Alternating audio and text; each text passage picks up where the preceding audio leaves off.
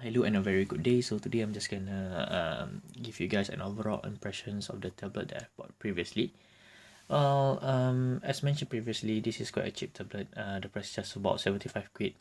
At first, when I got the tablet, I was pretty disappointed because this keyboard in particular is faulty.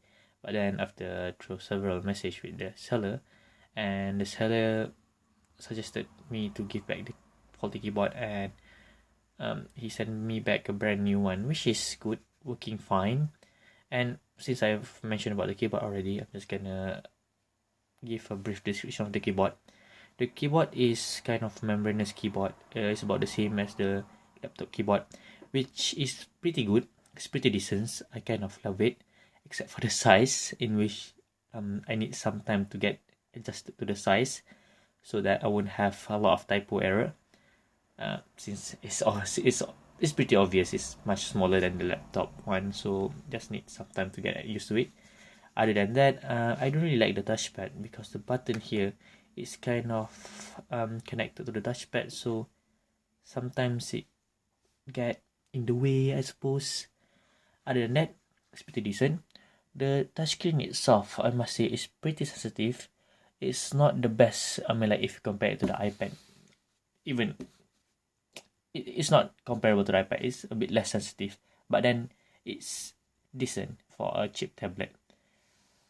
Overall, I do think this is quite a good value to buy. And the thing to note is that one of the downside of the buying this kind of this tablet is actually it does not come with a Windows Office 365 a year subscription, which usually what we get from buying a Windows tablet. However, we can have kind of some alternative like using OneDrive or Google Docs. For me personally, I have a subscription for the Office 365, so it's fine by me.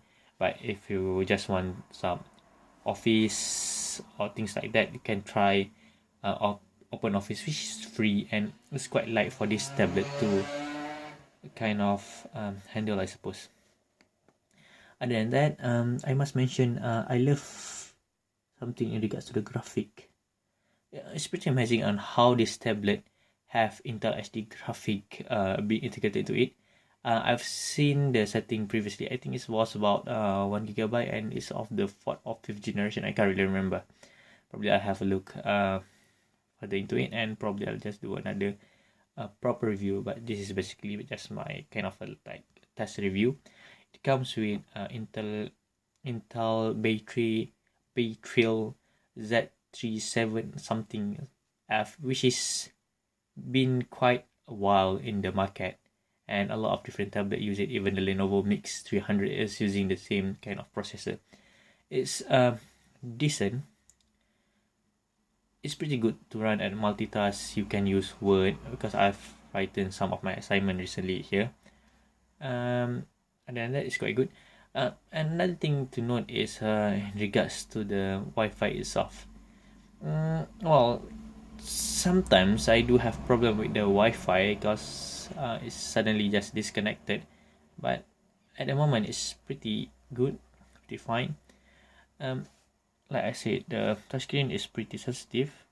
You have all the function of the Windows 10. Oh yeah, I forgot to mention something about that.